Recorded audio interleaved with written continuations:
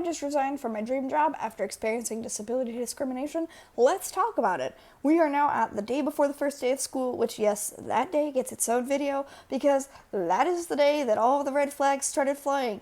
Do I think red flags is an appropriate metaphor when you're talking about blind people? Not necessarily. Do I have a better one? No. So we're just gonna ignore it, okay?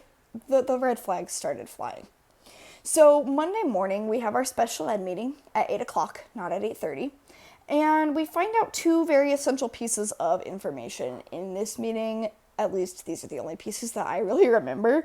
So the first piece of information we find out is that district has requested a change to the master schedule, but only on the special ed side, which that was not really a red flag to me at the time because my old district did something very similar, except instead of just requesting the special ed change, they changed the whole school's master schedule in the middle of the year.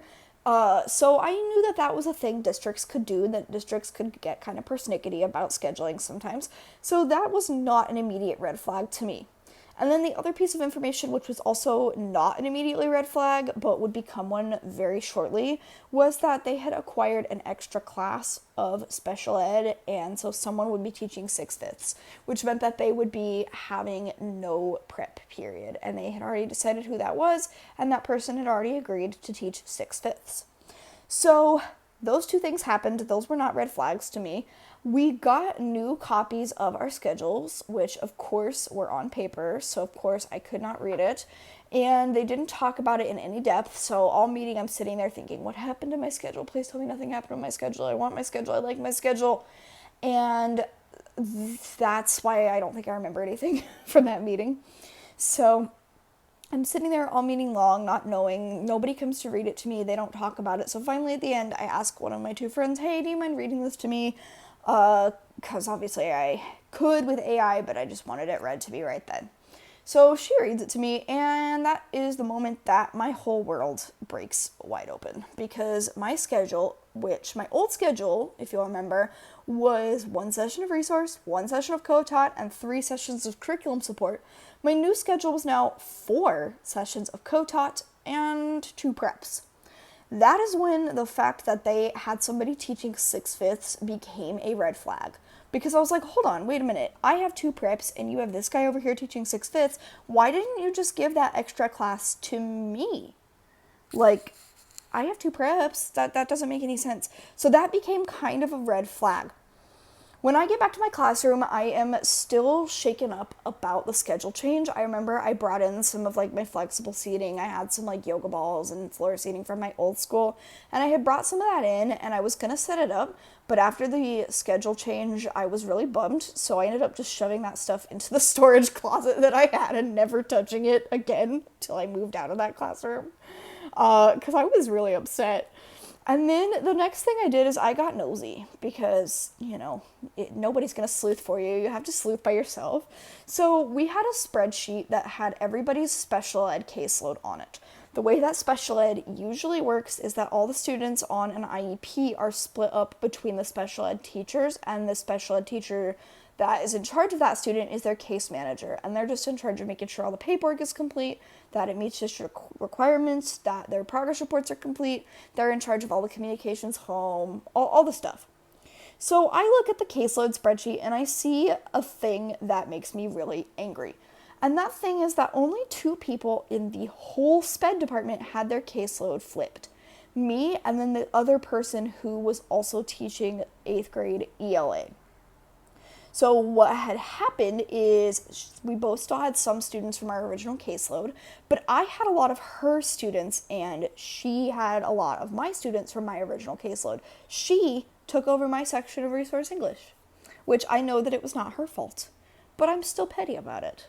So I'm looking at the caseload spreadsheet when my assistant principal walks into the room, and he was in there because there was a large copier. With my old schedule, I had asked them to move it because I didn't want it to be in there while I was teaching. It had been like a counselor's room or something the year prior, so it really wasn't an issue to have the copier in there, but because of me having kids in there, well, I was supposed to have kids in there, I had asked them to move it, and so that's what he came to do. And when he was in there, I took advantage of that time and I asked him, I said, so can you explain to me why the district changed the schedule? And he really just said, well, that's just what they wanted to do. I guess they found an issue or something. He didn't really tell me anything certain. It was all very vague, and I wasn't expecting more than that. I was kind of hoping he would give me more, but I wasn't, like, expecting it. So, I mean, that was what it was. And then I asked him how I was supposed to be evaluated if I was in somebody else's classroom teaching somebody else's material the whole day. And he basically said that it was going to be me being evaluated on part of a lesson that I taught, which didn't seem fair because, like, I want to be evaluated for me as a teacher. I don't want to be evaluated for how I fit into somebody else's system, how, obviously co-taught's important, but, like, I don't want to be just evaluated on that. I want to have something else to go on. He also said two other things which stood out to me, but I didn't really think about them much at the time because I was still reeling from the whole schedule change. He said that during the time when I was going to have kids in my room by myself, we had a little, like, half-hour period that we called advisory. It was to talk about, like, organization and to do grade checks, and I would have all the kids on my caseload in my room. He said that he was going to plan to have a paraprofessional or some kind of support in there with me, which I was a little bit unsettled by, but like I said, I didn't really think about it because I was still upset about my schedule, and that was the main thing on my brain. And then the other thing that he said was that anytime the school psychologist and I had to be in a meeting together, he was going to make sure that there was some kind of virtual opportunity set up. Because apparently the school psychologist was very allergic to my service dog, which I thought was very, it was what it was. I have worked with people with all kinds of dog allergies before. It happens. My service dog, I knew, was on the brink of retirement and most likely would not be continuing to work throughout much of the school year. So that was what it was. It really didn't bother me that much because I knew that I was eventually going to not be working with her anymore. So my assistant principal leaves, the special ed department chair calls me, and I said, I really don't understand what happened with the schedule. I thought, like, okay, this is my colleague. I can, like, tell her things a little bit more. And she said, sometimes that's just the way it shakes out. Sometimes people end up with 2 extra preps, and it just happens that way. And I wanted to believe that, but I just couldn't settle with it.